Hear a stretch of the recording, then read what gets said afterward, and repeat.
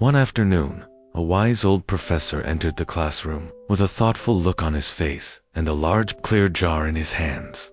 Without saying a word, he placed the jar on the table and pulled out several large stones, each about the size of a clenched fist. He began placing them gently into the jar, one by one, until the jar seemed full.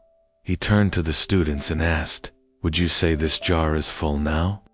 The students nodded. "Yes, Professor, it's full." Smiling, the professor reached under the desk and brought out a bag of small pebbles. He poured them slowly into the jar. The pebbles slipped into the spaces between the large stones. He gave the jar a slight shake, and more pebbles found their way in. He asked again, "And now, is it full?" Some students chuckled, others hesitated, but most agreed, "Yes, now it's definitely full." The professor then grabbed a small sack of sand and poured it carefully into the jar. The fine grains filtered down, filling every tiny gap left by the rocks and pebbles. Once more, he looked up and said, "How about now?" The class responded in chorus, "Probably." He wasn't done yet. From the corner of the table, he picked up a mug filled with water and slowly poured it into the jar. The water soaked through the sand and reached all the way to the bottom, leaving the jar undeniably, completely full. With a knowing smile, the professor finally spoke. "This jar is a symbol of your life. The big rocks. They are the truly vital parts.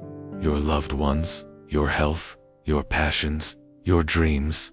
Even if everything else disappears, if you hold on to these, your life will still have meaning." The pebbles represent other significant things. Your job, your house, your car, your education. They matter too, but they're not your foundation. And the sand. That's the small, trivial stuff. Social media, online shopping, random distractions. Things that eat up time, but add little depth. If you fill your jar with sand first, there's no room left for the rocks. The same goes for life. If you fill your days with unimportant tasks, you'll run out of space for the things that truly matter. Put your big rocks in first. Build your life around what's truly essential. He paused, then said with more weight in his voice, "Don't let your energy be consumed by the pebbles and sand. At the end of your journey, it's the big rocks, your values, your relationships, your purpose, that will give your life weight and worth." Just as he finished, a student raised their hand and asked, "Professor, what does the water represent?" The old man laughed gently. "Good question. The water is life's little joys, a cup of tea with a friend, a shared laugh, a moment of calm. No matter how packed your life may seem, there's always space for small, beautiful moments.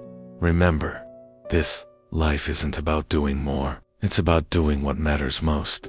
Don't just count the days, make the days count."